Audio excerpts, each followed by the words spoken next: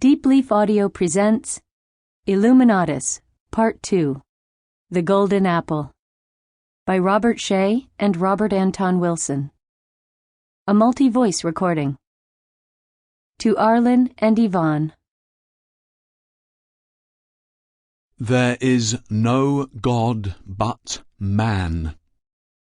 Man has the right to live by his own law, to live in the way that he wills to do, to work as he will, to play as he will, to rest as he will, to die when and how he will. Man has the right to eat what he will, to drink what he will, to dwell where he will, to move as he will on the face of the earth. Man has the right to think what he will, to speak what he will, to write what he will, to draw, paint, carve, etch, mould, build as he will, to dress as he will. Man has the right to love as he will. Man has the right to kill those who thwart these rights. The Equinox, a Journal of Scientific Illuminism, 1922. Edited by Alistair Crowley. Prologue. You already know some of this if you read or listened to Illuminatus, Volume 1, The Eye in the Pyramid. Hagbard Gorillas, a mad genius fully qualified to practice several varieties of engineering and law, chooses instead to be a pirate and attempts to design the world's first self-destruct miner bird. "Here, kitty, kitty, kitty. Here, kitty, kitty, kitty," Hagbard can be heard saying as we dolly in for a close-up of his swarthy Sicilian face. Actually, he's half Norwegian and has a raft of Irish relatives named McGee and Marlowe in Ohio somewhere. As the camera pulls back, we see Hagbard standing between two rows of miner birds, each perched on a separate miniature lemon tree. "Here, kitty, kitty, kitty. Here, kitty, kitty, kitty," the birds robotically repeat, thereby being programmed for self-destruct when he unleashes them in New York City. Honest to God, Epicene Wilderblood, New York's bitchiest literary critic, is later heard telling a crowd of skeptics in the office of Confrontation magazine, "The damned bird committed suicide. I was sitting in Washington Square and I heard him cackling, 'Here, kitty, kitty, kitty,' just like that. 'Here, kitty, kitty, kitty.' It was a big Siamese that got him, but every cat in the neighborhood was on the prowl by then. I tell you, this city has reached the end of its rope if even the birds are turning depressive psychotic." "Tell that to the Occult Digest," Joe Malick said skeptically. Actually, Joe, who had edited Confrontation all through the eras of Joe McCarthy and Jim Garrison and Flying Saucers and Watergate and Linda Lovelace, was almost a transcendental agnostic by now, ready to embrace any insane rumors possibly true. "If the real is so often bizarre, then the bizarre may often be real," had become his motto. But, he always added, "You've got to draw the line somewhere," as Mason said to Dixon. Drawing the line had admittedly become increasingly difficult for him, especially since the Democratic Convention in Chicago 1968, when he met Simon Moon of the nameless anarchist horde and learned of the mysterious and diabolical Bavarian Illuminati. Cut. Tight close-up on Simon Moon as he tells us about himself. "Well, Dad and Mum were both anarchists, dig? He was the Bakunist, IWW, one big union and keep a steel helmet handy, boys. The revolution is coming any day now. She was the Tolstoyan, nonviolence, the Jesus trip. The next step in evolution is universal love. So naturally I rebelled against both of them and became a disciple of Donation Alphonse Francois de Sade. For a while. But then Padre Pederastia introduced me to the Jams." The Jams. Justified Ancients of Mumu are an ancient Babylonian secret society, worshippers of Mumu, god of chaos. The Chinese Taoist laughs at civilization and goes elsewhere, Simon explains helpfully. But the Babylonian Taoist sets termites at the foundations. When Simon and Padre Pederastia recruited Joe Malik, a process begun at the last ever SDS convention 1969 and continued into the 1970s, Joe being then still a confirmed skeptic, the Jams were engaged in the 59th century of their war against the Illuminati, not counting a few centuries of alliance. Joe Malik, whose narrow, intelligent face contained all the ambiguities of an Arabian-American intellectual who was raised Roman Catholic, joined the Trotskyists during the Hitler-Stalin Pact and edits a magazine radical enough to attract tons of crackpot mail every week, smiles tiredly. Before meeting Simon and the Padre, the only people I ever heard talk about the Illuminati conspiracy were right-wing cranks. I was sure Simon was putting me on at first, but then I met the leader of the Jams. Thunder on the soundtrack. Eerie shadows cross Joe's face. We are standing outside a bungalow in the suburbs of Los Angeles. Simon knocks. Joe looks nervous. The door opens and a feisty little man says, "So you're the new recruit. Come in and tell me how a goddamn intellectual can help us beat the shit out of the cock-sucking Illuminati motherfuckers." This little old fellow has a peculiarly mocking and stony glitter in his eyes. He is John Dillinger, now living under the name Frank Sullivan, and president of Laughing Phallus Productions, king of the rock music industry. Dillinger's first robbery in 1923 was a travesty. The victim, a grocer named B.F. Morgan, gave the Masonic signal of distress, and John was quickly apprehended. He made a deal with the DA but landed in prison anyway. Sure that the Masons were behind this betrayal, John joined the Jams and subsequently used their motto, "Lie down on the floor and keep calm," during each of his bank heists. This was his way of taunting J. Edgar Hoover, a 33rd-degree Mason and high Illuminatus primus. Hoover, in turn recognizing the Leaping Bandit, the tabloid's gaudy title for John, as a Jam agent, gave orders which resulted in the shooting of the 3 innocent businessmen at Little Bohemia Lodge, Lake Geneva, Wisconsin, when they were mistaken for the Dillinger Gang. Smarting from criticism after this blunder, the FBI subsequently kept quiet when the man they shot at the Biograph Theatre, July 22, 1934, also turned out to be an innocent bystander. Dillinger, meanwhile, was promoted to a higher rank in the Jams and gave up such crude tactics as knocking over banks.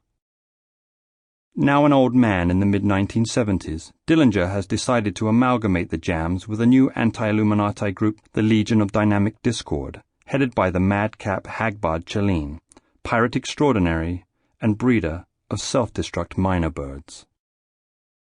Simon Moon. Hagbard's a right-wing crank. Joe Malik. I don't know. Hagbard's a genius, that's for sure. Unfortunately, his IQ is devoted mostly to keeping the world confused about what his real motives and aims are. I just don't know.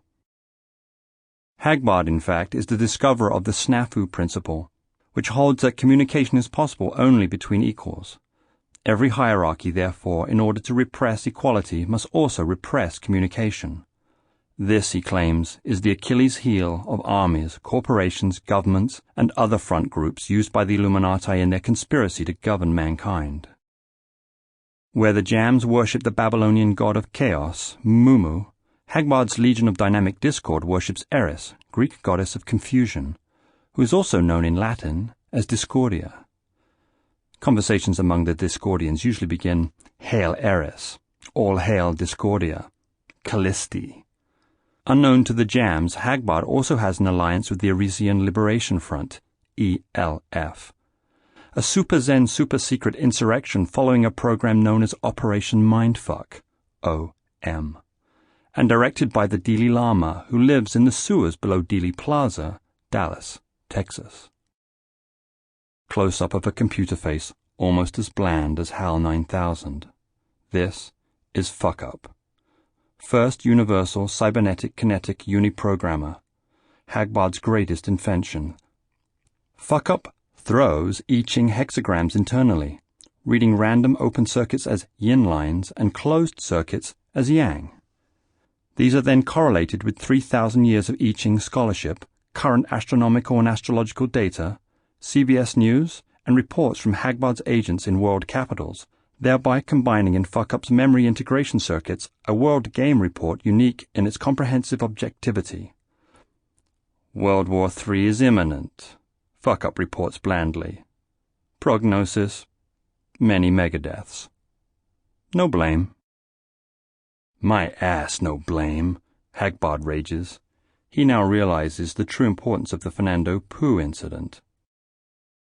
Fernando Poo is a tiny island in the Bay of Biafra off the coast of Africa, where Captain Ernesto Tequila Imota has arranged his own promotion to Generalissimo by staging a blitz coup d'etat.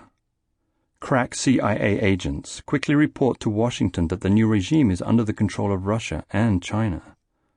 But Russian agents report to Moscow that it's under the control of China, and Chinese agents report to Peking that it's under the control of Moscow. Hagbard, recognizing the fine hand of the Illuminati, reprograms Fuck-Up to locate the source of major danger and is told that Las Vegas needs watching. Sherry Brandy, née Sharon O'Farrell, gives us her version. The only way to make some scratch is to sell your snatch. At least that's the story in this hard-ass town. So I work for Carmel, who isn't bad as pimps go, if you don't mind getting beat all black and blue every so often. But now Carmel thinks we can get rich. Carmel, indeed, is convinced that Sherry's latest John, Charlie Mocenigo, has discovered the ultimate secret weapon. Obviously, if he and Sherry can steal it and sell it to the goddamn commies, they'll both be millionaires. Alas, the secret weapon is anthrax leprosy pie, ALP, a virus with certain unpredictable properties. Mocenigo and Sherry are both killed by an accidental infection, and Carmel unknowingly becomes a kind of typhoid Mary. Since nobody else is aware of this significant fact either, the world is dancing on the edge of an abyss, watching Fernando Poo with trepidation, while only Fuck-Up and Hagbard Chelene know the real threat is coming from Las Vegas. Fish and Chips, English secret agent 00005, has already discovered that all the American, Russian, and Chinese reports from Fernando Poo are inaccurate. He, alas, has jumped to his own wrong conclusion and believes that bugger, bad, unreformed goons, gangsters, and espionage renegades, headed by Eric the Red Blowhard, is behind the coup there. Chips has never heard of the Illuminati.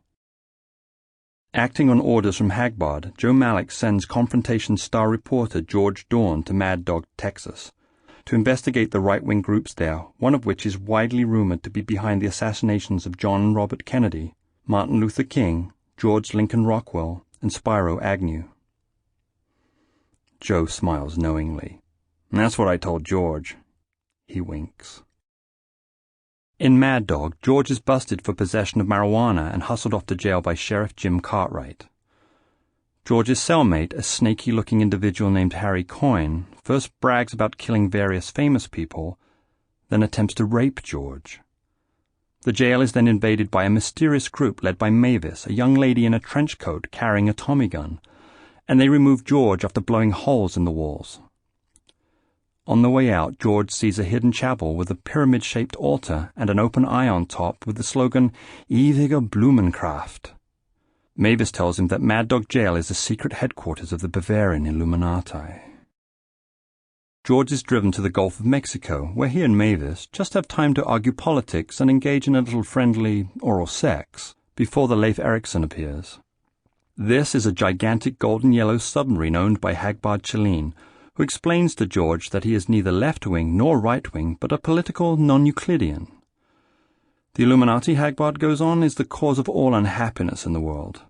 A vast secret society founded by the Mason and former Jesuit Adam Weishaupt in Ingolstadt, Bavaria, May 1st, 1776. Back in New York, however, Saul Goodman, inspector of the Homicide Squad, is investigating the bombing of Confrontation and the mysterious disappearance of editor Joe Malik. The strange aspect of the case is that Malik's dogs, he had an apartment full of them according to neighbors, also disappeared. Stranger yet is the fact that magazine staffers insist Joe was allergic to dogs. Strangest of all is a series of memos found in Joe's apartment.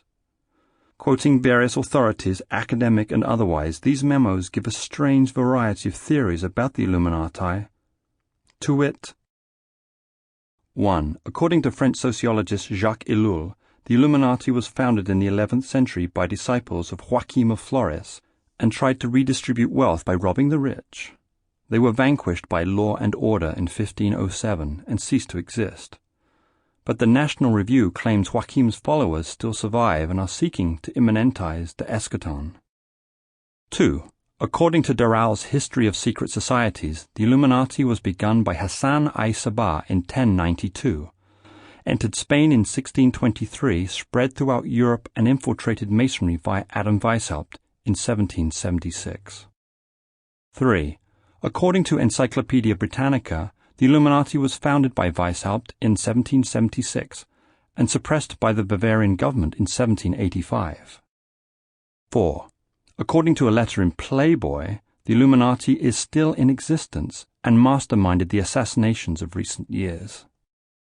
5. According to Teen Set magazine, the Illuminati controls the rock music business. 6. According to American Opinion magazine, the Council on Foreign Relations is the latest manifestation of the One World Conspiracy, originally founded by Weishaupt's Illuminati. 7. According to The Spark, a Chicago newspaper, Mayor Richard Daley used the Illuminati slogan Ewiger Blumenkraft during his diatribe against Abe Rippikoff at the 1968 convention. Furthermore, Weishaupt and George Washington were the same man. 8. According to CBS Radio, paintings of Washington are so different that they look like more than one man. 9. According to the East Village Other, New York, the current leaders of the Illuminati, 1969, are Malaclypse the Younger, Mao Zedong, Mordecai the Foul, Richard Nixon, Aga Khan, St. Yossarian, Nelson Rockefeller, St. McMurphy, Lord Omar, and Mark Lane. This one must be a hoax, Saul Goodman concludes thoughtfully. 10. According to Virginia Bracington's Flying Saucers in the Bible, the eye in the pyramid Illuminati symbol was given to Jefferson by a mysterious man in a black cloak. Neither Jefferson nor any other of the founding fathers knew what it meant, but they put it on the Great Seal anyway. 11. According to Planet, San Francisco, the eye in the pyramid design is the symbol of Timothy Leary, Ph.D. 12. According to Proofs of a Conspiracy by 18th century Mason John Robeson, the Illuminati was not destroyed by the 1785 crackdown by the Bavarian government and was still trying to infiltrate Masonic groups everywhere. They supervised the French Revolution, Robeson says, and are plotting more revolutions.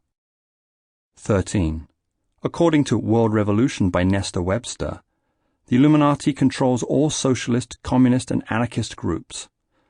The celebration of May 1st as International Labor Day by these groups actually honors the founding of the Illuminati on May 1st, 1776.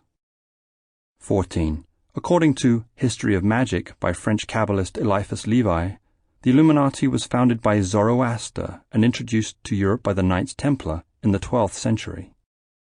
15. According to High IQ Bulletin, the Illuminati are invaders from the planet Venus.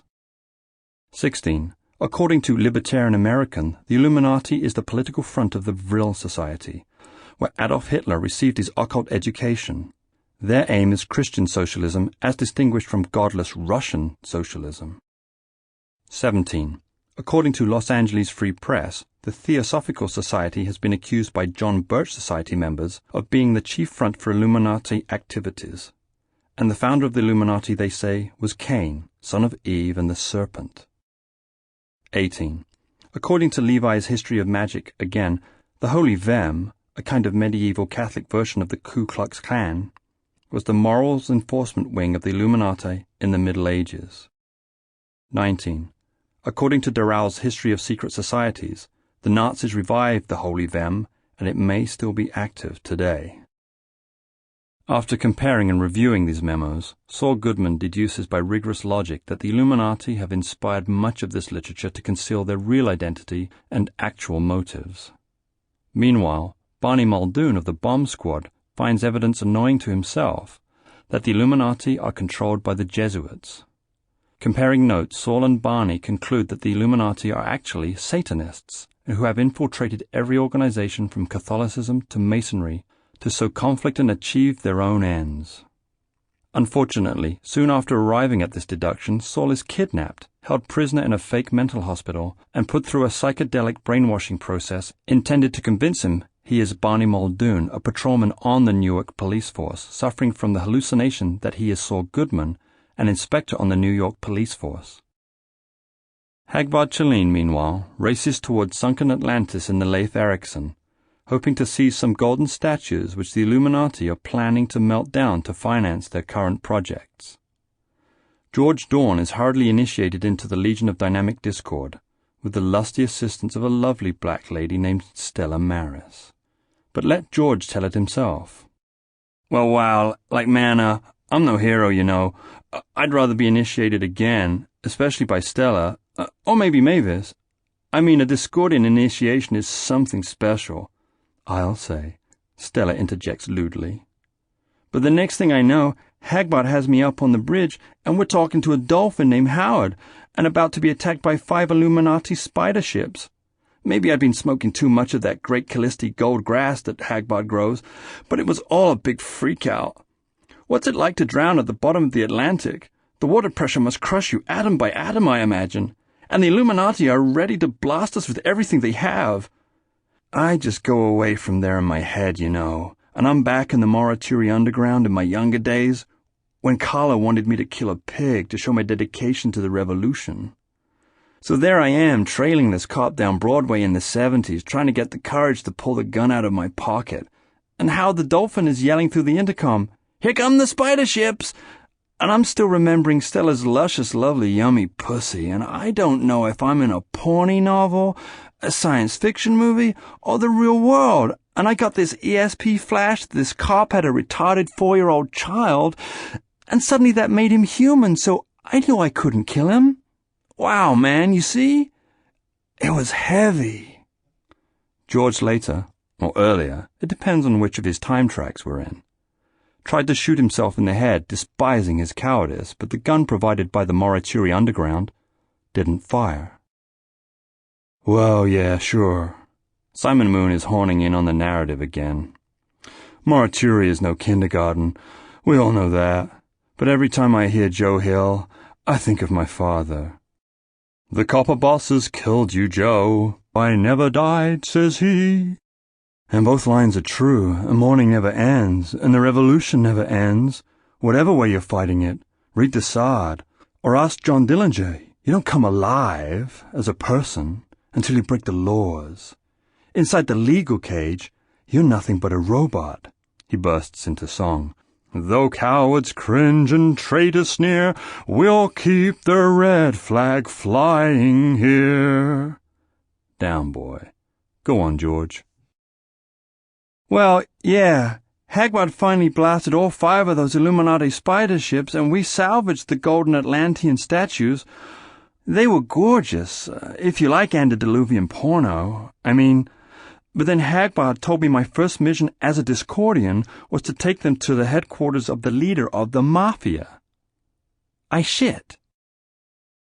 Actually, George did fairly well on his visit to the Blue Point, Long Island home of Robert Putney Drake, famous banker and philanthropist, unacknowledged governor of the Mafia, and Illuminatus Primus. It was arranged that in return for the statues, Drake would break with the Illuminati, sign a treaty with the Discordians, and arrange the assassinations of 23 top Illuminati officials in the United States as a gesture of good faith. Afterwards, George was entertained in his bedroom by Tarantella Serpentine, the lady who taught Linda Lovelace everything. George was very entertained indeed. But the Fernando Poo incident was escalating. The President of the United States gave Russia and China 24 hours to get their troops out of Fernando Poo, or else.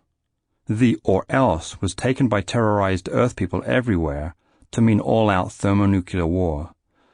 The Kremlin and Peking will leak the information that it also meant anthrax leprosy pie, which in fact was already loose on the person of the little Las Vegas pimp Carmel, unknown to anyone.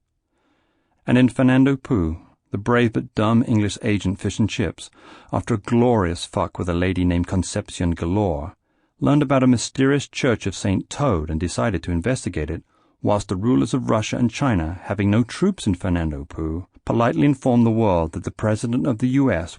was a mental case. The chairman of the Chinese Communist Party, thereupon finding Marx no source of inspiration in such parlous times, threw the I Ching sticks and puzzled over hexagram 23, breaking apart. And, things are moving faster now, Saul Goodman discovers that the phony psychiatrist treating him in the fake mental hospital is actually the missing editor Joe Malik. They are both aboard Hagbard's submarine Leif Erikson, bound for Ingolstadt, Bavaria, where the Illuminati hope to use the energies of Woodstock Europa, a gigantic rock festival, to immanentize the eschaton. What does immanentize the eschaton mean? Saul demands. But just then the submarine is attacked by the Illuminati spider ships, and we are back in Simon Moon's interminable monologue again. A glorious fuck? What the hell does a government agent like Fish and Chips know about glorious fucking? Let me call a witness for the anti-government forces. She'll tell you about glorious fucking. Mary Lou? Documentary-style close-up on Mary Lou's cervix, a black cop sent to infiltrate the nameless anarchist horde who ended up learning Tantra from Simon Moon also.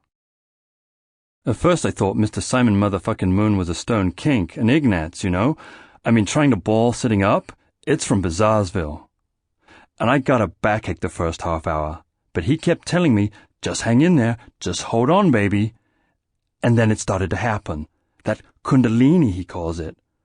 Earthquake City. Wilder than the time I had to take acid with the weather people trying to infiltrate them. The ancient Babylonian secret of serpent power, he calls it. Simon coughs modestly. Our secret weapon against the Illuminati, neuroprogramming the Sixth Circuit. See Dr. Leary for details. To reveal everything is an ineptness, Hagbard Chalene remonstrates. Truth must come to bloom slowly like a secret flower in the heart. We don't communicate much better than the dogs most of the time, as per my famous snafu principle. True communication in the egalitarianism of neurology is more complex than galactic law. He stares into the distance, remembering Uncle John Feather.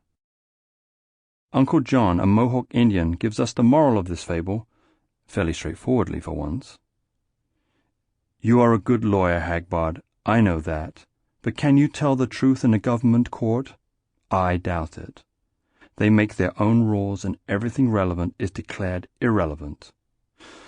But that was over 20 years ago, and after the Mohawk land was taken from them, Hagbard abandoned law for piracy. Seeking a more honest way of making a living, he says with that hawk-like look in his eye. But, back in present time again, Danny Pricefixer of Homicide Squad New York is investigating the disappearances of Joe Malik, Saul Goodman, and Barney Muldoon.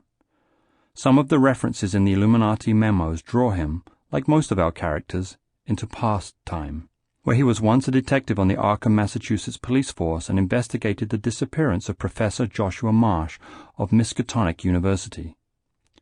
Professor Marsh had written a book on the lost continent of Atlantis, claiming that the Atlanteans worshipped gods called the Hlwagor, who actually existed, extrasolar visitors to Earth from higher civilizations in remote galaxies. Alas, every clue in the Marsh case led to a dead end, and Danny never did find out what happened to the eccentric professor.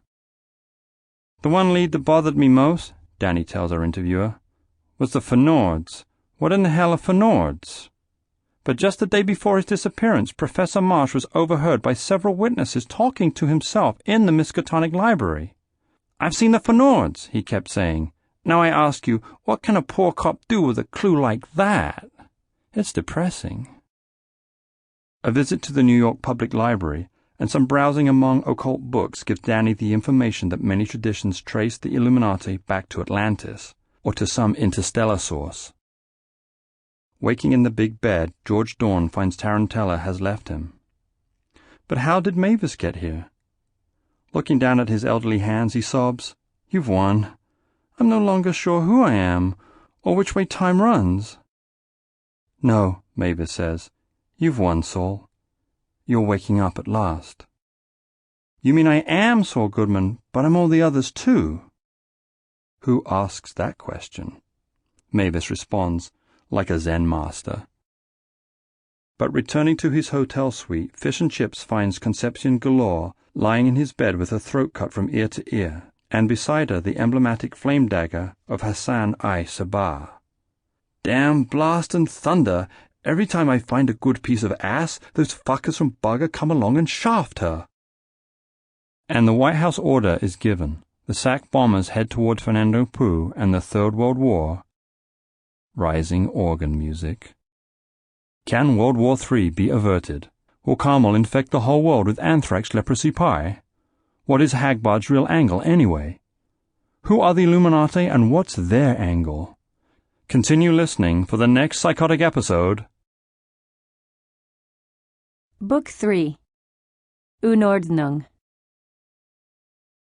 Believe not one word that is written in The Honest Book of Truth by Lord Omar, nor any that be in Principia Discordia by Malaclypse the Younger. For all that is there contained are the most pernicious and deceptive truths. Epistle to the Episcopi, The Dishonest Book of Lies, by Mordecai Malagnatus, K.N.S. The Sixth Trip, or Tipareth. The Man Who Murdered God. To choose order over disorder, or disorder over order, is to accept a trip composed of both the creative and the destructive. But to choose the creative over the destructive is an all-creative trip composed of both order and disorder. The Curse of Greyface and the Introduction of Negativism. Principia Discordia by Malaclypse the Younger, K.S.C. April 25th began, for John Dillinger, with a quick skimming of the New York Times. He noticed more Fenords than usual. The fit's about to hit the shan, he thought, grimly, turning on the 8 o'clock news, only to catch the story about the Drake Mansion. Another bad sign. In Las Vegas, in rooms where the light never changed, none of the gamblers noticed that it was now morning. But Carmel, returning from the desert where he had buried Sherry Brandy, drove out of his way to look over Dr. Charles Mocenigo's home, hoping to see or hear something helpful. He heard only a revolver shot, and quickly sped away. Looking back, he saw flames leaping toward the sky. And over the mid-Atlantic, our Buckminster Fuller glanced at his 3 watches, noting that it was 2 in the morning on the plane, midnight at his destination, Nairobi, and 6 a.m. back home in Carbondale, Illinois. In Nairobi itself, Nkrumah Fubar, maker of voodoo dolls that caused headaches to the President of the United States, prepared for bed, looking forward to Mr. Fuller's lecture at the university next morning. Mr. Fubar, in his sophisticated, primitive way, like Simon Moon, in his primitive, sophisticated way, saw no conflict between magic and mathematics. In Washington, D.C., the clocks were striking 5 when Ben Volpe's stolen Volkswagen pulled up in front of the home of Senator Edward Coke Bacon, the nation's most distinguished liberal and leading hope of all those young people who hadn't yet joined the Morituri groups. In quick and out quick, Ben Volpe said tersely to his companions. A cowboy. Senator Bacon turned in his bed. Albert, the teacher stern, fires directly at the Dutchman, and mumbled, Newark. Beside him, his wife half woke and heard a noise in the garden. Mama, Mama, Mama, the Dutchman mumbles. Mama. She hears her son's voice saying as she sinks back toward a dream. The rain of bullets jolts her awake into a sea of blood, and in one flash she sees her husband dying beside her, her son 20 years ago weeping for a dead turtle, the face of Mendy Weiss and Ben Volpe and 2 others backing out of the room. But in 1936, when Robert Putney Drake returned from Europe to accept a vice presidency in his father's bank in Boston, the police already knew that Albert the teacher really hadn't shot the Dutchman. There were even a few, such as Elliot Ness, who knew the orders had come from Mr. Lucky Luciano and Mr. Alphonse Scarface Capone, residing in the Atlanta Penitentiary, and had been transmitted through Federico Maldonado. Nobody outside the syndicate itself, however, could name Jimmy the Shrew, Charlie the Bug, and Mendy Weiss as the actual killers. Nobody except Robert Putney Drake. On April 1st, 1936, Federico Maldonado's phone rang, and when he answered it, a cultivated Boston voice said conversationally, "Mother is the best bet. Don't let Satan draw you too fast." This was followed by an immediate click as the caller hung up. Maldonado thought about it all day, and finally mentioned it to a very close friend that evening. "Some nut calls me up today and gives me part of what the Dutchman told the cops before he died. The funny thing about it, he gives one of the parts that would really sink us all, if anybody in the police or the feds could understand it." That's the way some nuts are, pronounced the other mafioso Don, an elegant, elderly gentleman resembling one of Frederick II's falcons. They're tuned in like gypsies. Telepathy, you know. But they get it all scrambled because they're nuts. "Yeah, I guess that's it," Maldonado agreed.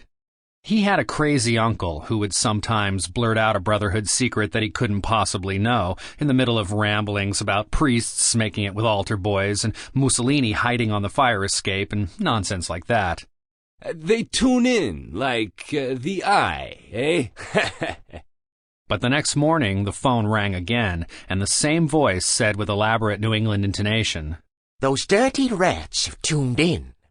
French Canadian bean soup." Maldonado broke into a cold sweat. It was that moment, in fact, when he decided his son, the priest, would say a mass for the Dutchman every Sunday. He thought about it all day. "Boston, the accent was Boston. They had witches up there once. French Canadian bean soup. Christ, Harvard is just outside Boston, and Hoover's recruiting feds from the Harvard Law School. Were there lawyers who were witches, too? Cowboy, that son of a bitch, I told them, and they found him in the men's crapper. That damn Dutchman. A bullet in his gut, and he lives long enough to blab everything about the Segreto. That goddamn Terici." Robert Putney Drake dined on Lobster Newburgh that evening with a young lady from one of the lesser-known branches of the House of Morgan. Afterward, he took her to see Tobacco Road, and in the cab back to his hotel, they talked seriously about the sufferings of the poor and the power of Henry Hull's performance as Jeter. Then he took her up to his room and fucked her from hell to breakfast. At 10 in the morning, after she had left, he came out of the shower, stark naked, 33 years old, rich, handsome, feeling like a healthy and happy predatory mammal. He looked down at his penis, thought of snakes and mescaline visions back in Zurich, and donned a bathrobe which cost enough to feed one of the starving families in the nearby slums for about 6 months. He lit a fat Cuban cigar and sat down by the phone. A male mammal, predatory, happy. He began to dial, listening to the clicks, the dot, and the dot, and the dot, remembering the perfume his mother had worn leaning over his crib one night 32 years ago, the smell of her breasts, and the time he experimentally tried homosexuality in Boston Common, with the pale faggot kneeling before him in the toilet stall, and the smell of urine and Lysol disinfectant, the scrawl on the door saying Eleanor Roosevelt sucks, and his instant fantasy that it wasn't a faggot genuflecting in church before his hot, hard prick, but the president's wife. "Yes," said the taut, angry voice of Banana Nose Maldonado. "When I reached the can, the boy came at me," Drake drawled, his mild erection becoming warm and rubbery. "What happened to the other 16? He hung up quickly. The analysis is brilliant, Professor Tokus at Harvard had said of his paper on the last words of Dutch Schultz. I particularly like the way you've combined both Freud and Adler in finding sexuality and power drives expressed in the same image at certain places. That is quite original. Drake laughed and said, The Marquis de Sade anticipated me by a century and a half, I fear. Power and possession are sexual to some males. Drake's brilliance had also been noted by Jung's circle in Zurich. Once, when Drake was off taking mescaline with Paul Klee and friends on what they called their journey to the East, Drake had been a topic of long and puzzled conversation in Jung's study. "We haven't seen his like since Joyce was here," one woman psychiatrist commented. "He is brilliant, yes," Jung said sadly. "but evil. So evil that I despair of comprehending him. I even wonder what old Freud would think. This man doesn't want to murder his father and possess his mother. He wants to murder God and possess the cosmos. Maldonado got 2 phone calls the third morning. The first was from Louis Lepke and was crudely vehement. What's up, banana nose? The insult of using the forbidden nickname in personal conversation was deliberate and almost unforgivable. But Maldonado forgave it. You spotted my boys following you, hey? He asked genially. I spotted your soldiers. Lepke emphasized the word. And that means you wanted me to spot them. What's up? You know if I get hit, you get hit. You won't get hit, caro mio, Don Federico replied, still cordial. I had a crazy idea about something I thought might be coming from inside, and you're the only one who would know enough to do it. I thought. I was wrong. I can tell by your voice. If I was right, you wouldn't have called me. 1,000,000 apologies. Nobody will be following you anymore. Except maybe Tom Dewey's investigators, eh? Okay, Lepke said slowly. call them off, and I'll forget it. But don't try to scare me again. I do crazy things when I'm scared. Never again, Maldonado promised. He sat frowning at the phone after Lepke hung up. Now I owe him, he thought.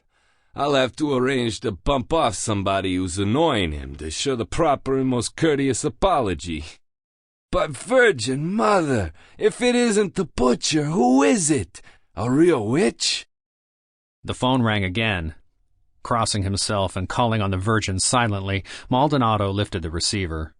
Let him harness himself to you and then bother you. Robert Putney Drake quoted pleasantly. Fun is fun. He did not hang up. Listen, Don Federico said. Who is this? Dutch died 3 times, Drake said in a sepulchral tone. When Mendy Wise shot him, when Vince Coyle's ghost shot him, and when that dumb junkie, the teacher, shot him. But Dillinger never even died once. Mister, you got a deal, Maldonado said. I'm sold. I'll meet you anywhere. In broad daylight, in Central Park, any place you feel safe. No, you will not meet me just now, Drake said coolly. You are going to discuss this with Mr. Lepke and Mr. Capone first. You will also discuss it with... He read, off a card in his hand, 15 names. Then, after you have all had time to consider it, you will be hearing from me. Drake farted, as he always did in the nervous moments when an important deal was being arranged, and hung up quickly. Now, he said to himself. Insurance. A photostat of his second analysis of the last words of Dutch Schultz, the private one, not the public version which he had turned into the Department of Psychology at Harvard, was on the hotel desk before him. He folded it smartly and pinned on top of it a note saying, "There are 5 copies in the vaults of 5 different banks." He then inserted it into an envelope, addressed it to Luciano, and strolled out to drop it down the hotel mail chute. Returning to his room, he dialed Louis Lepke, born Louis Buchalter, of the organization later to be named Murder Incorporated by the sensational press. When Lepke answered, Drake recited solemnly, still quoting the Dutchman. I get a month. They did it. Come on, Illuminati. Who the hell is this? Lepke's voice cried as Drake gently cradled the phone. A few moments later, he completed checking out of the hotel and flew home on the noon flight to spend 5 grueling 20-hour days reorganizing and streamlining his father's bank. On the 5th night, he relaxed and took a young lady of the Lodge family to dance to Ted Weems' orchestra and listen to their new young vocalist, Perry Como. Afterwards, he fucked her 13 to a dozen and 7 ways to a Sunday. The next morning, he took out a small book, in which he had systematically listed all the richest families in America, and placed her first name and a check after Lodge, as he had done with Morgan the week before. A Rockefeller would be next. He was on the noon flight to New York and spent the day negotiating with Morgan Trust officials. That night he saw a bread line on 40th Street and became profoundly agitated. Back in his hotel, he made one of his rare, almost furtive diary entries. Revolution could occur at any time. If Huey Long hadn't been shot last year, we might have had it already. If Capone had let the Dutchman hit Dewey, the Justice Department would be strong enough now, due to the reaction, to ensure that the state would be secure. If Roosevelt can't maneuver us into the war when it starts, all will be lost, and the war may be 3 or 4 years away yet. If we could bring Dillinger back, the reaction might strengthen Hoover and Justice, but John seems to be with the other side. My plan may be the last chance, and the Illuminati haven't contacted me yet, although they must have tuned in. Weishaupt, what a spawn of muddleheads are trying to carry on your work. He tore the page out nervously, farted, and crumbled it in the ashtray, where he burned it slowly. Then, still agitated, he dialed Mr. Charles Luciano on the phone and said softly, I am a pretty good Pretzler, Winifred. Department of Justice. I even got it from the department. Don't hang up, Luciano said softly. We've been waiting to hear from you. Are you still there? Yes, Drake said carefully, with tight lips and a tighter sphincter. Okay, Mr. Lucky said. You know about the Illuminati. You know what the Dutchman was trying to say to the police. You even seem to know about the Libertari and Johnny Dillinger. How much do you want? Everything, Drake replied. And you are all going to offer it to me. But not yet. Not tonight. And he hung up. The wheel of time, as the Mayans knew, spins 3 ways, and just as the Earth revolves on its own axis, simultaneously orbits about the Sun, and at the same time trails after the Sun as that star traverses the galaxy's edge.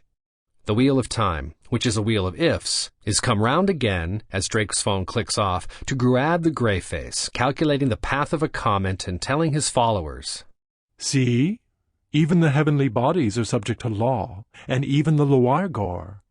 So must not men and women also be subject to law? And in a smaller cycle, Semper Cunnilingus, centurion stationed in a god-forsaken outpost of the Empire, listens in boredom as a subaltern tells him excitedly, That guy we crucified last Friday, people all over town are swearing they seen him walking around. One guy even claims to have put a hand through his side. Semper Cunnilingus smiles cynically. Ha! Tell that to the gladiators, he says. And Albert Stern turns on the gas, takes one last fix, and full of morphine and euphoria, dies slowly, confident that he will always be remembered as the man who shot Dutch Schultz, not knowing that Abe Relis will reveal the truth 5 years later. Camp down racetrack 5 miles long. During Joe's second trip on the Leif Erikson, they went all the way to Africa, and Hagbard had an important conference with 5 gorillas. At least, he said afterwards that it was important. Joe couldn't judge, since the conversation was in Swahili. They speak some English, Hagbard explained back on the sub. But I prefer Swahili, since they're more eloquent in it and can express more nuances. Are you the first man to teach an ape to speak? Joe asked. In addition to your other accomplishments? Oh, not at all, Hagbard said modestly. It's an old Discordian secret. The first person to communicate with a gorilla was an Arisian missionary named Malaclypse the Elder, who was born in Athens and got exiled for opposing the imposition of male supremacy when the Athenians created patriarchy and locked up their women. He then wandered all over the ancient world, learning all sorts of secrets and leaving behind a priceless collection of mind-blowing legends. He's the Phoenix Madman mentioned in the Confucian scriptures, and he passed himself off as Krishna to recite that gorgeous Bible of revolutionary ethics, the Bhagavad Gita, to Arjuna in India, among other feats. I believe you met him in Chicago while he was pretending to be the Christian devil. But how have you Discordians concealed the fact that gorillas talk? We're rather closed-mouthed, you might say, and when we do speak, it's usually to put somebody on or blow their minds. I've noticed that, Joe said. And the gorillas themselves are too shrewd to talk to anybody but another anarchist. They're all anarchists themselves, you know, and they have a very healthy wariness about people in general and government people in particular. As one of them once told me, if it got out that we can talk, the conservatives would exterminate most of us and make the rest pay rent to live on our own land. And the liberals would try to train us to be engine lathe operators. Who the fuck wants to operate an engine lathe? They prefer their own pastoral and heuristic ways, and I, for one, would never interfere with them. We do communicate, though, just as we communicate with the dolphins. Both species are intelligent enough to realize that it's in their interest, as part of Earth's biosphere, to help the handful of human anarchists to try to stop, or at least slow down, the bloodletting and slaughter of our anarchistic rulers and anarchistic mobs. Sometimes I still get confused about your theological terms. Or are they psychological? The anarchistic forces, especially the Illuminati, are structure freaks. They want to impose their concept of order on everybody else. But I still get confused about the differences between the Arisian, the heuristic, and the Discordian, not to mention the jams. The heuristic is the opposite of the anarchistic, Hagbard explained patiently, and therefore identical with it. Remember the hodgepodge. Writers like de Sade, Max Stirner, and Nietzsche are heuristic. So are the gorillas. They represent total supremacy of the individual, total negation of the group. It isn't necessarily the war of all against all, as anarchistic philosophers imagine, but it can, under stress, degenerate into that. More often, it's quite pacifistic, like our hairy friends in the trees back there. The Eurasian position is modified. It recognizes that anarchistic forces are part of the world drama too, and can never be totally abolished. We merely stress the heuristic as a balance, because human society has been tilted grotesquely toward the anarchistic side all through the Piscean Age. We Discordians are the activists in the Eurasian movement. We do things. The pure Eurasians work in more mysterious ways, in accordance with the Taoist principle of Wu Wei, doing nothing effectively. The jams are left-wingers who might have become manneristic except for special circumstances that led them in a libertarian direction. But they've fucked it all up with typical left-wing hatred trips. They haven't mastered the Gita, the art of fighting with a loving heart. Strange, Joe said. Dr. Iggy in the San Francisco Jam Cabal explained it to me differently. What would you expect? Hagbard replied. No two who know the same in their knowing. By the way, why haven't you told me that you're sure those gorillas back there were just men I dressed up in gorilla suits? I'm becoming more gullible, Joe said. Too bad. Hagbard told him sadly. They really were men in gorilla suits. I was testing how easily you could be bamboozled, and you flunked. Now wait a minute. They smelled like gorillas. That was no fake. You're putting me on now. That's right, Hagbard agreed. Wanted to see if you'd trust your own senses or the word of a natural-born leader and guru like me. You trusted your own senses, and you pass. My put-ons are not just jokes, friend. The hardest thing for a man with dominance genes and piratical heredity like me is to avoid becoming a goddamn authority figure. I need all the feedback and information I can get from men, women, children, gorillas, dolphins, computers, any conscious entity, but nobody contradicts an authority, you know. Communication is possible only between equals. That's the first theorem of social cybernetics and the whole basis of anarchism, and I have to keep knocking down people's dependence on me or I'll become a fucking big daddy and won't get accurate communication anymore. If the pig-headed Illuminati and their anarchistic imitators and all the governments, corporations, universities, and armies of the world understood that simple principle, they'd occasionally find out what's actually going on and stop screwing up every project they start. I am Freeman, Hagbard Gorillas, and I am not anybody's bloody leader.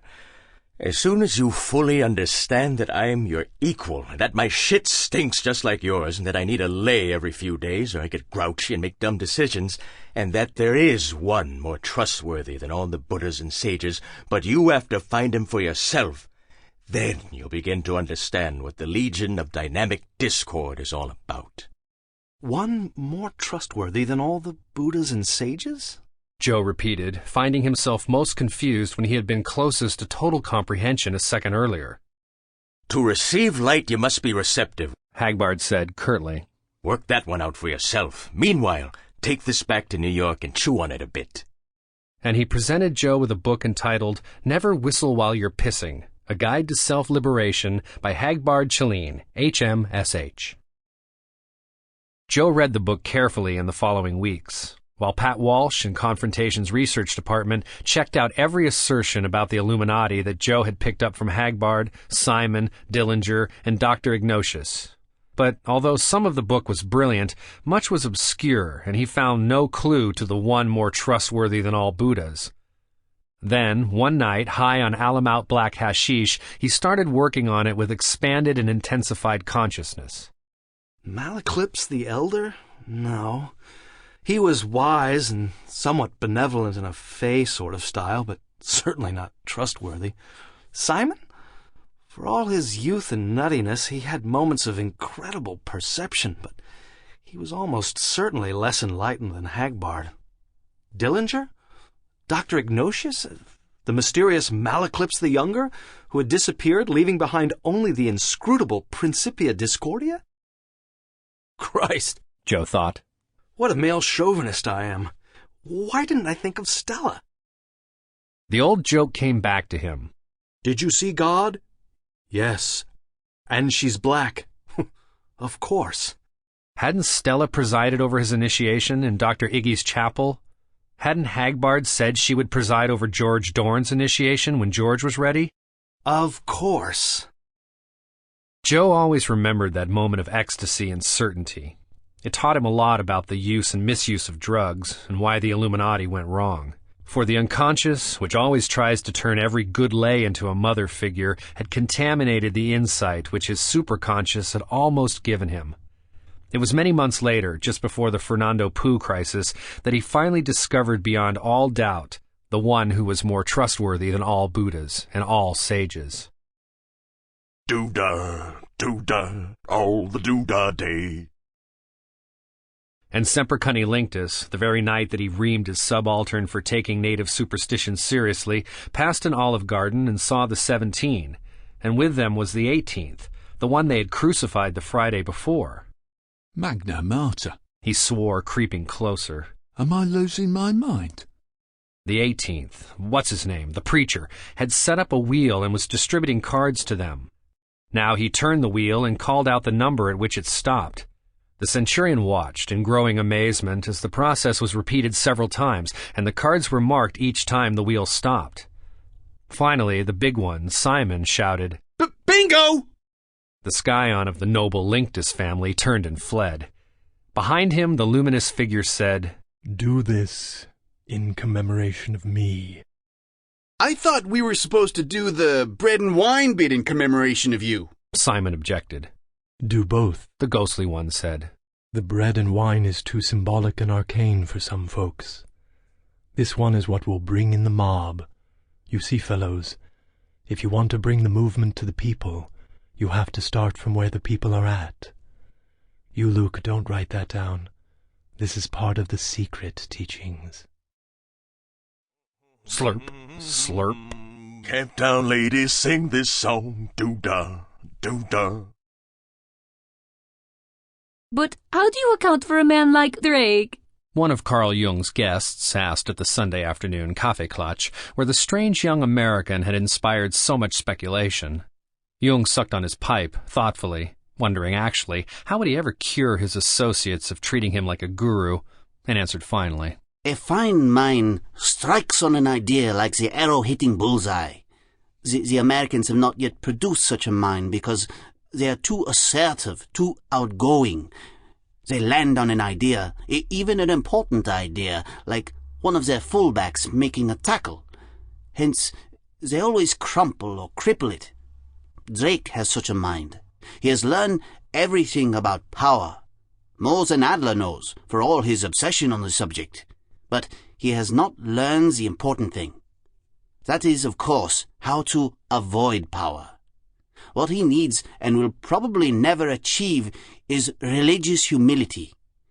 Impossible in his country, where even the introverts are extroverted most of the time.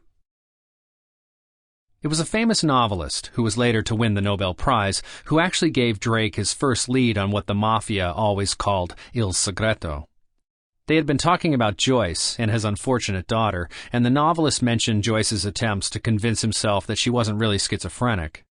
He told Jung, after all, I do the same sorts of things with language myself.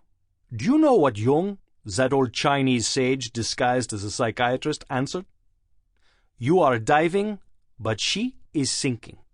Incisive, of course. And yet, all of us who write anything that goes below the surface of naturalism can understand Joyce's skepticism. We never know for sure whether we're diving or just sinking. That reminded Drake of his thesis, and he went and got the last words of Mr. Arthur Flegenheimer, a.k.a. Dutch Schultz, from his bureau. He handed the sheets to the novelist and asked, Would you say the author of this was diving or sinking? The novelist read slowly, with increasing absorption, and finally looked up to regard Drake with extremely curious eyes. Is it a translation from the French? He asked. No, Drake said. The author was an American. So it's not poor Artaud. I thought it might be. He's been around the bend, as the English say, since he went to Mexico. I understand he's currently working on some quite remarkable astrological charts involving Chancellor Hitler. The novelist lapsed into silence, and then asked, What do you regard as the most interesting line in this? A boy has never wept nor dashed 1,000 kim. Drake quoted, since that was the line that bothered him most.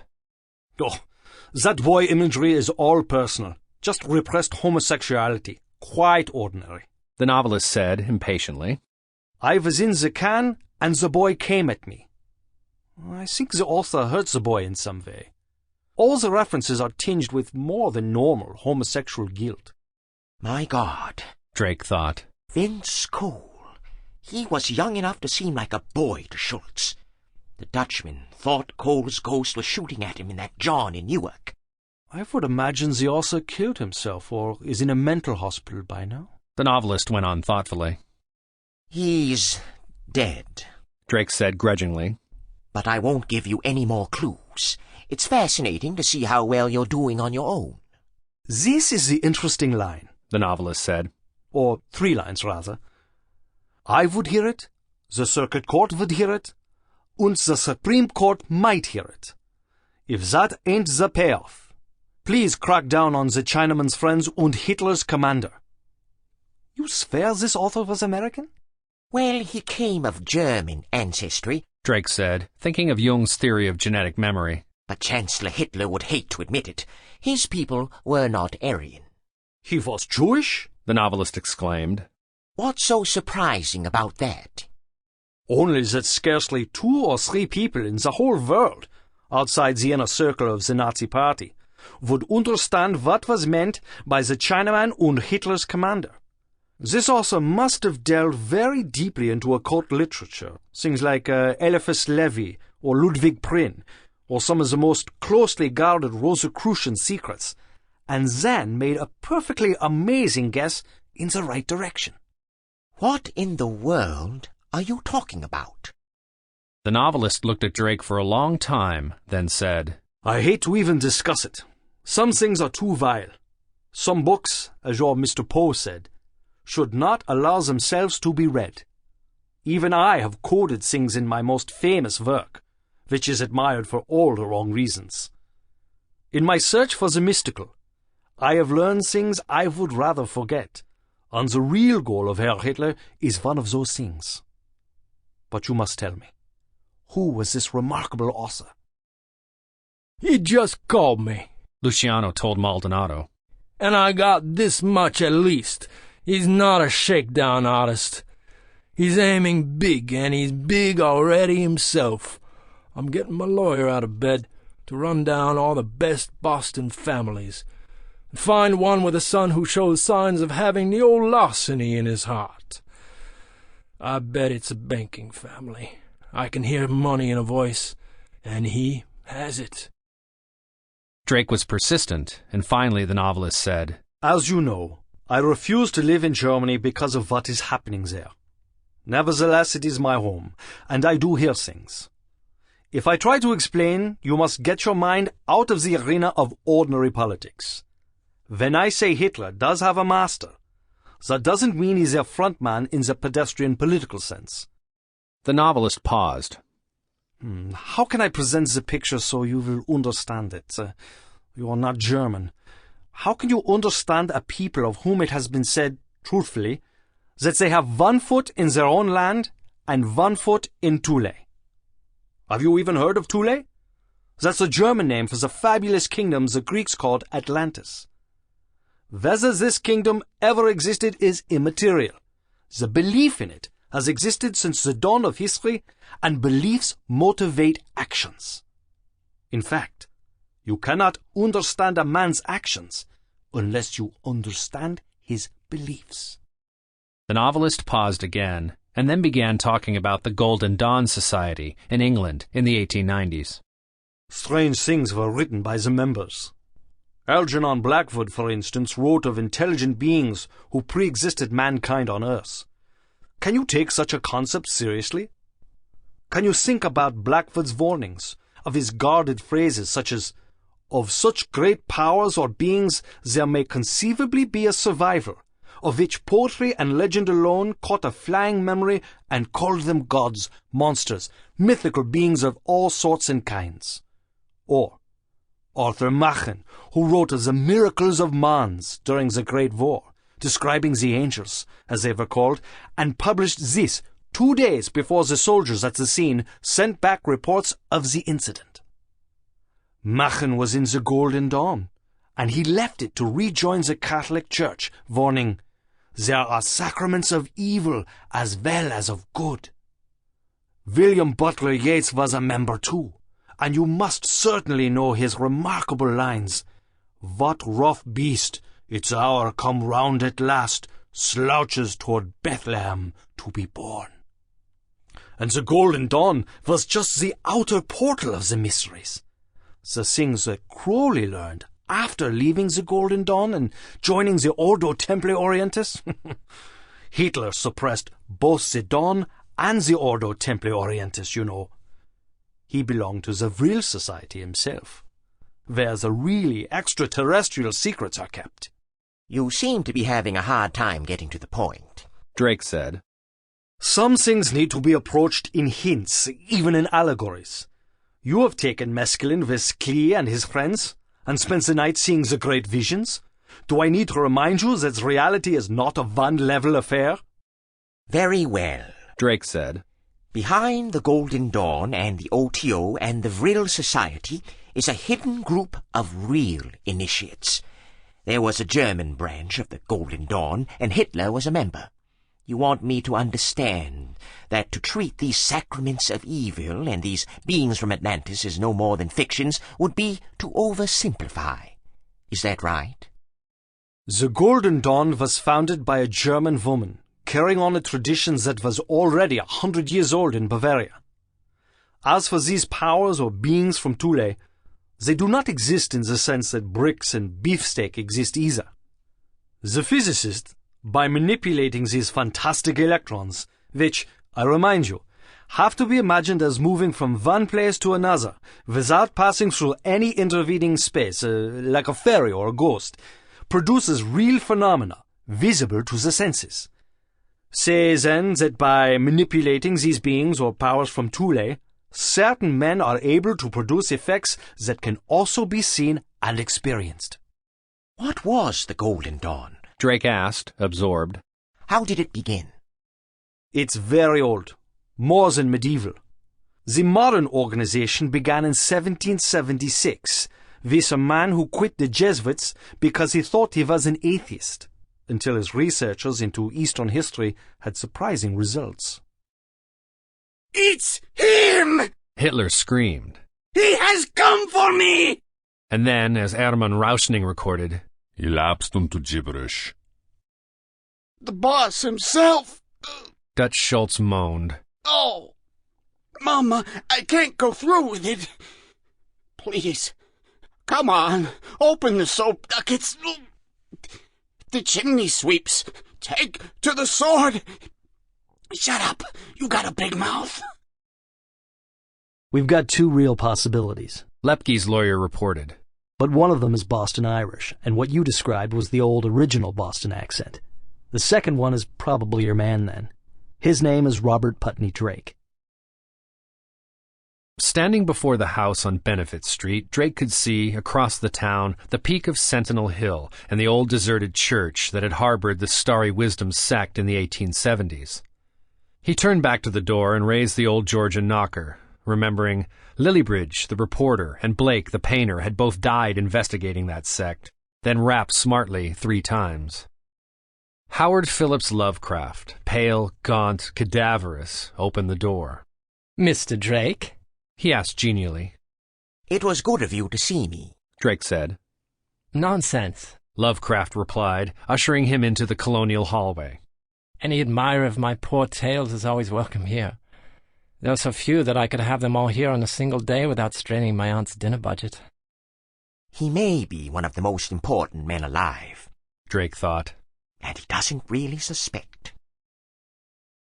"He left by Boston train this morning," the soldier reported to Maldonado and Lepke.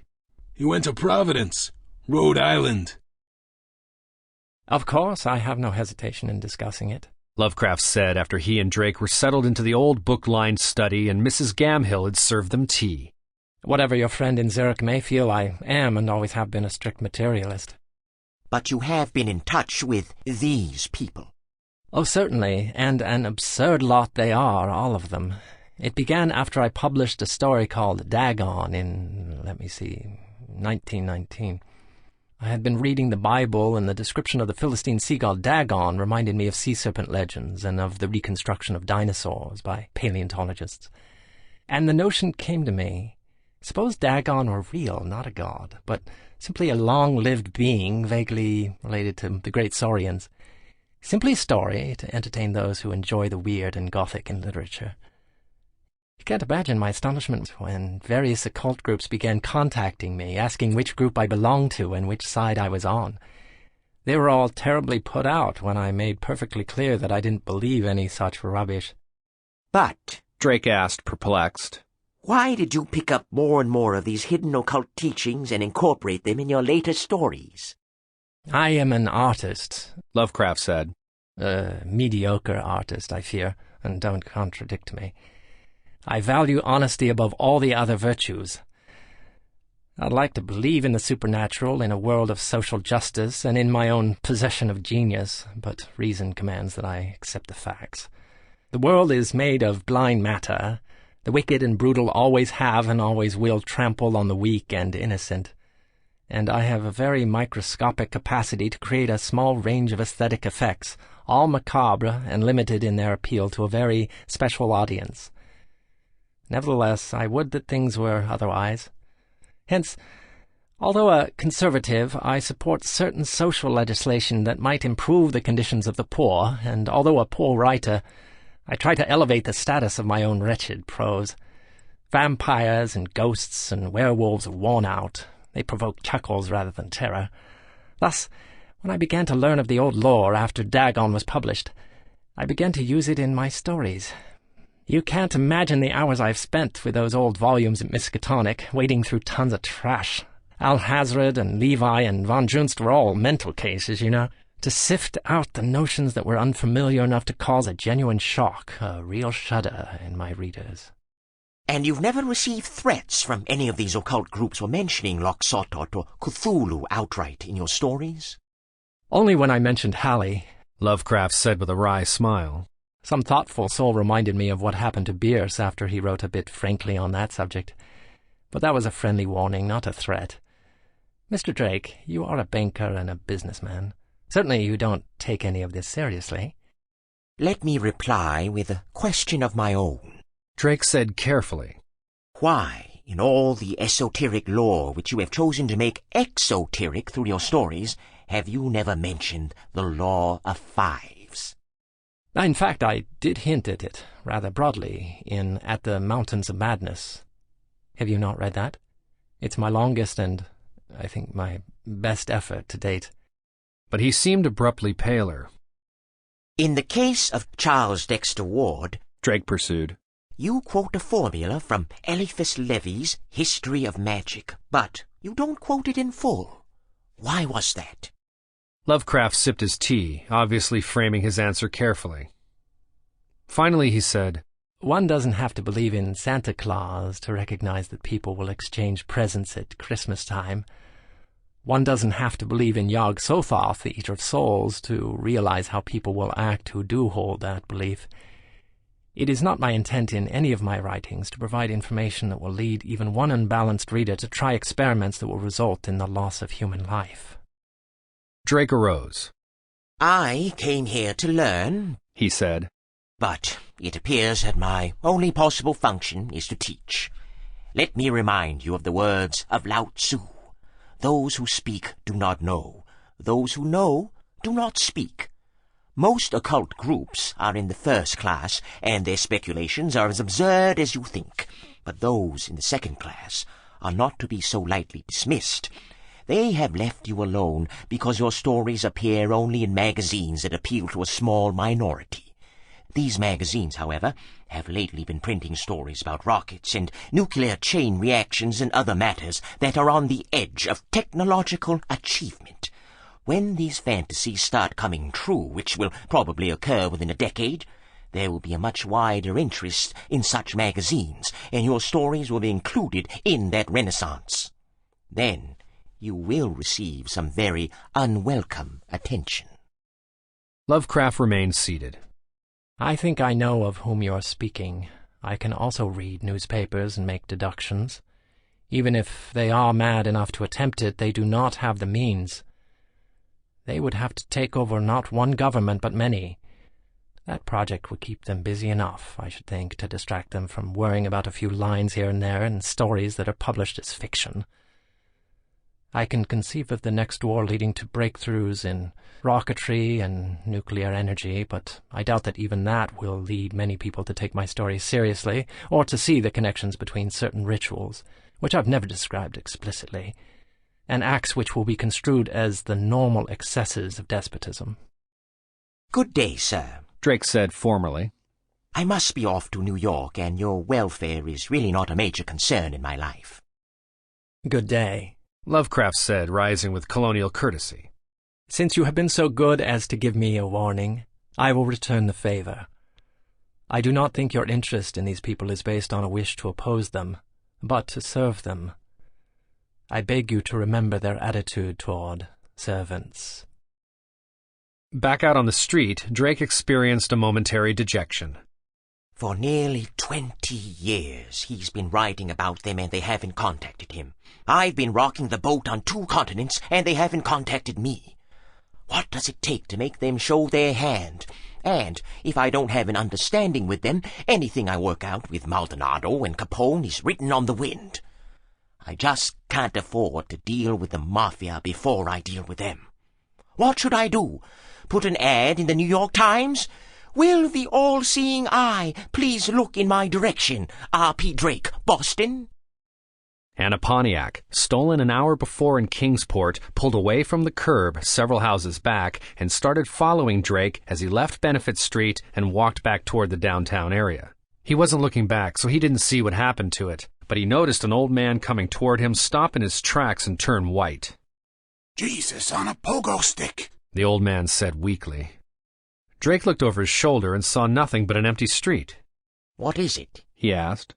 Never mind, the old man replied. You'd never believe me, mister. And he cut across the sidewalk toward a saloon.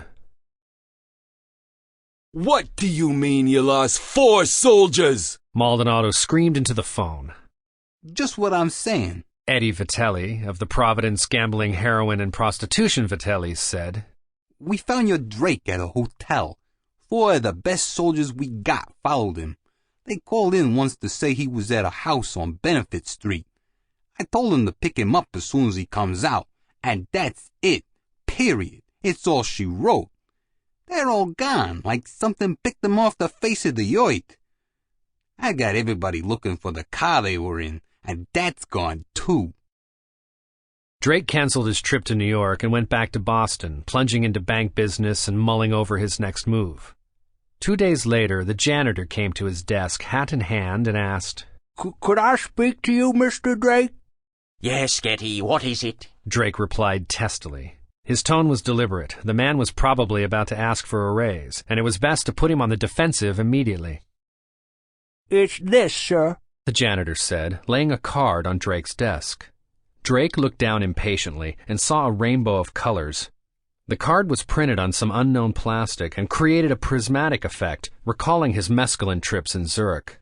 Through the rainbow, shimmering and radiant, he saw the outlines of a 13-step pyramid, with a red eye at the top. He stared up at the janitor and saw a face without subservience or uncertainty. "The Grand Master of the Eastern United States is ready to talk to you," the janitor said softly.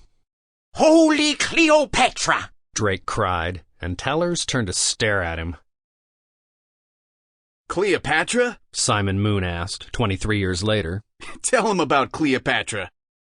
It was a sunny afternoon in October, and the drapes in the living room of the apartment on the 17th floor of 2323 Lakeshore Drive were pulled back to reveal a corner window view of Chicago's Loop skyscrapers and the white-cap-dotted blue surface of Lake Michigan.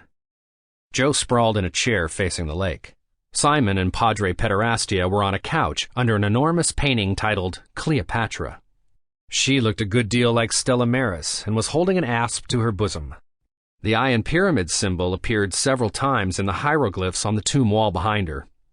Sitting in an armchair opposite the painting was a slender man with sharp, dark features, shoulder-length chestnut hair, a forked brown beard, and green eyes. "Cleopatra," said the man, "was an instant study.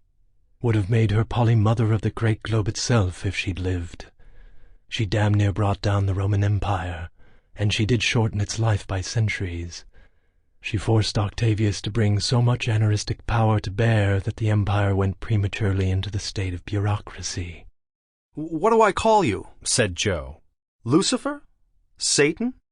"Call me Malaclypse the Elder," said the fork-bearded man with a smile that seemed to beam through endless shifting veils of warm self-regard. "I don't get it," said Joe. "The first time I saw you, we were all terrified out of our minds. Though when you finally showed up looking like Billy Graham, I didn't know whether to laugh or go catto. But I know I was scared." Padre Pederastia laughed. "You were so terrified, my son, that you were trying to climb right inside our little redhead's big red bird's nest. You were so frightened that that hefty cock of yours," he licked his lips, "was squirting juice all over the carpet. Oh, you were terrified, all right. Oh, my, yes." "Well, I wasn't so scared just at that moment you mentioned," said Joe with a smile. "But a little later, when our friend here was about to appear. You were terrified yourself, Padre Pederastia. You kept hollering, 'Come not in that form! Come not in that form!' Now we're all sitting around the living room behaving like old chums, and this being here is reminiscing about the good old days with Cleopatra." "They were terrible days," said Malaclypse.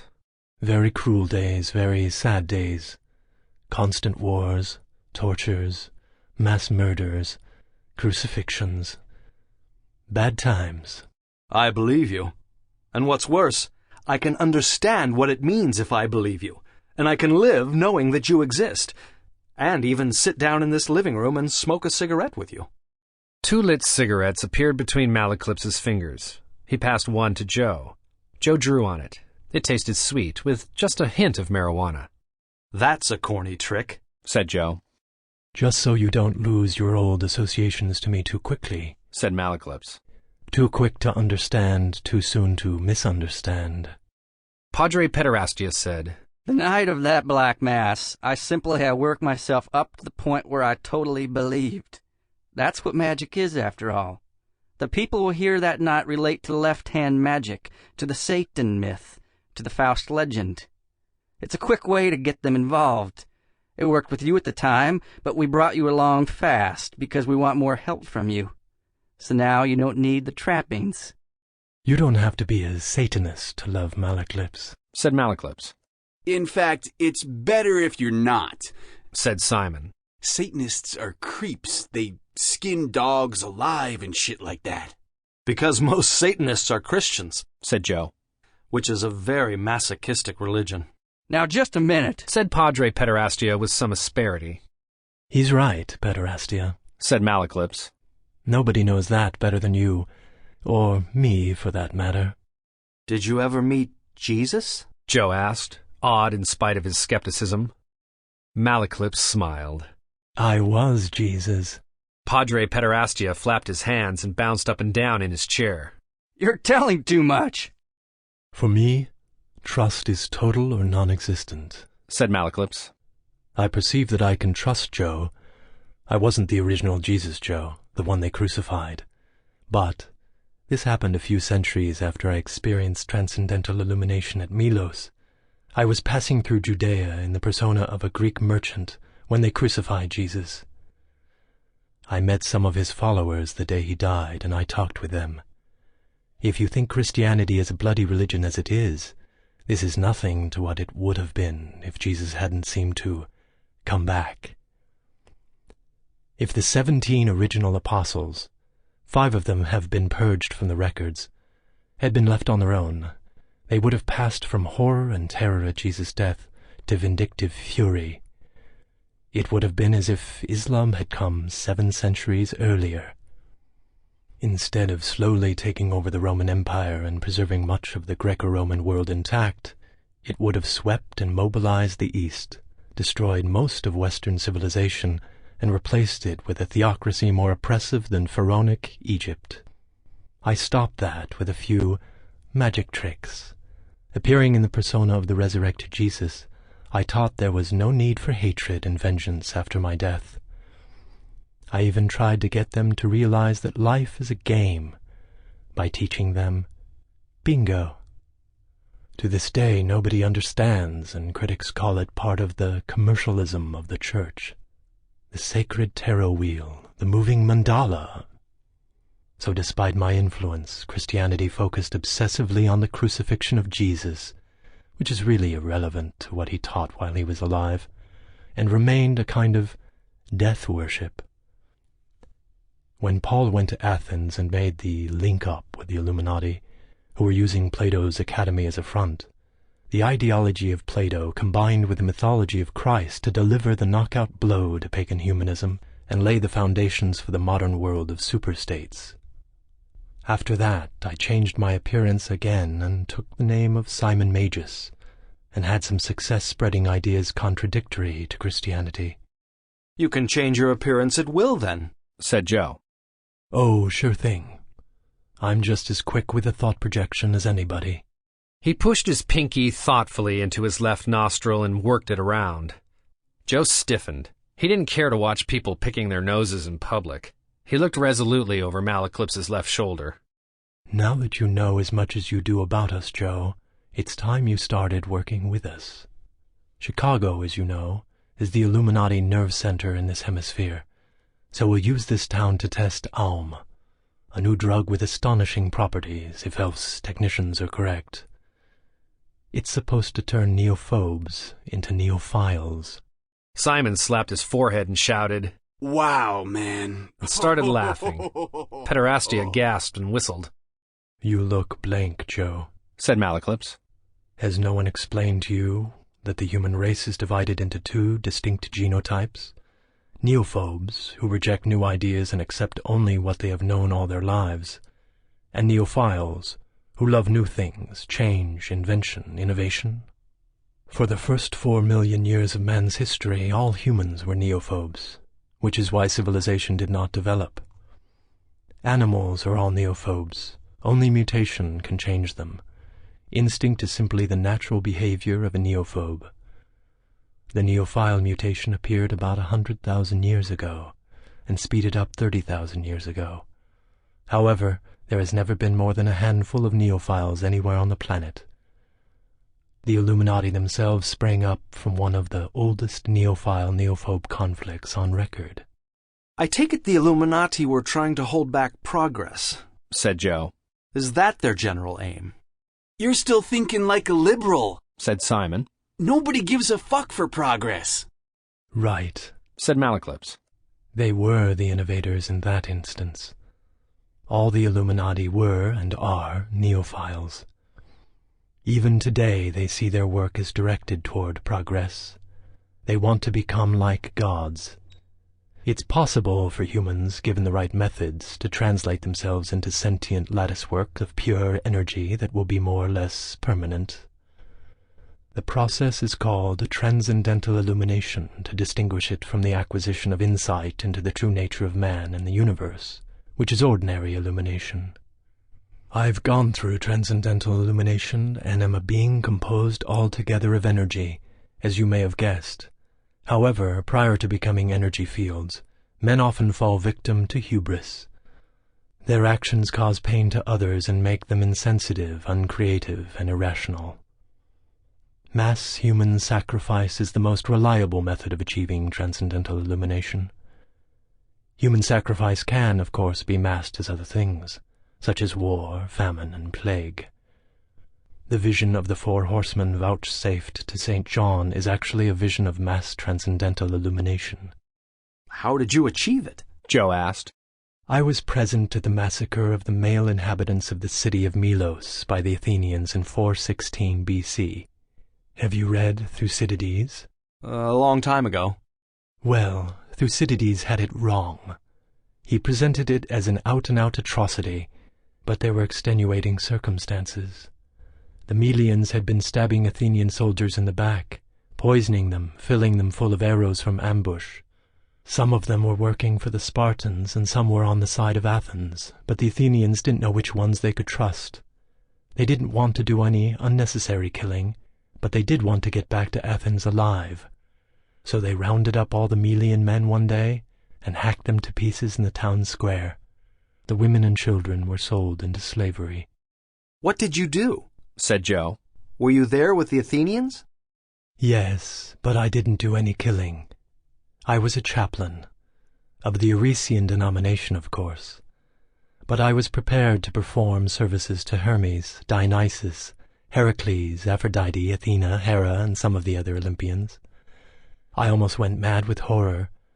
I didn't understand that Pangenitor is panphage. I was praying to Eris to deliver me or deliver the Melians or do something, and she answered me. "Hail! She what done it all," said Simon. I almost believe you, said Joe. But every once in a while the suspicion creeps in that you're simply doing a 2,000-year-old man routine, and the butt of the joke is me. Malaclypse stood up with a little smile. Come here, Joe. What for? Just come here. Malaclypse held his hands away from his sides, palms turned toward Joe appealingly. Joe walked over and stood before him. Put your hand into my side, said Malaclypse. Oh, come on, said Joe. Pederastius snickered. Malaclypse just looked at him with a gentle, encouraging smile, so he reached out to touch Malaclypse's shirt. His hands still felt nothing. He closed his eyes to verify that. There was no sensation whatever, thin air. Eyes still shut, he moved his hand forward. He opened his eyes, and when he saw his arm sunk into Malaclypse's body up to the elbow, he almost barfed his cookies. He drew back. It can't be a movie. I'd be almost willing to say a moving holograph, but the illusion is too perfect. You're looking right at me. To my eyes, you're unquestionably there. Try a few karate chops, said Malaclypse. Joe obliged, swinging his hand like a scythe through Malaclypse's waist, chest, and head. For a finale, Joe brought his hand straight down through the top of the being's head. I suspend judgment. Maybe you are what you say you are, but it's pretty hard to take. Can you feel anything? I can create temporary sensory organs for myself whenever I want to. I can enjoy just about anything a human enjoys or experiences. But my primary mode of perception is a very advanced form of what you would call intuition. Intuition is a kind of sensitivity in the mind to events and processes. What I have is a highly developed intuitional receptor, which is completely controllable. Joe went back and sat down, shaking his head. You certainly are in an enviable position. Like I said, it's the real reason for human sacrifice, said Malaclypse. He too sat down, and Joe noticed that the soft upholstery of his chair didn't sink beneath his weight. He seemed to rest on the surface of the cushions. Any sudden or violent death releases a burst of consciousness energy, which can be controlled and channeled as any explosive energy can be. The Illuminati would all like to become as gods. That has been their ambition for longer than I care to say. Which means they have to perpetrate mass murder, said Joe, thinking of nuclear weapons, gas chambers, chemical biological warfare. Malaclypse nodded. Now, I don't disapprove of that on moral grounds, since morals are purely illusory. I do have a personal distaste for that sort of thing. Although when you've lived as long as I have, you have lost so many friends and lovers that it is impossible not to take the deaths of humans as a matter of course. So it goes. And, since I achieved my own immortality and non-materiality as the result of a mass murder, it would be hypocritical of me to condemn the Illuminati. For that matter, I don't condemn hypocrisy, though it is also personally distasteful to me. But I do say that the method of the Illuminati is stupid and wasteful, since everybody is already everything. So, why fuck around with things? It is absurd to try to be something else when there is nothing else. That kind of statement is simply beyond my comprehension, said Joe. I don't know. Maybe it's my engineering training. But even after my own partial illumination in San Francisco with Dr. Iggy, this kind of talk doesn't make any more sense than Christian Science to me. Soon you'll understand more, said Malaclypse. About the history of man, about some of the esoteric knowledge that has been lying around for tens of thousands of years. Eventually you'll know all that's worth knowing about absolutely everything.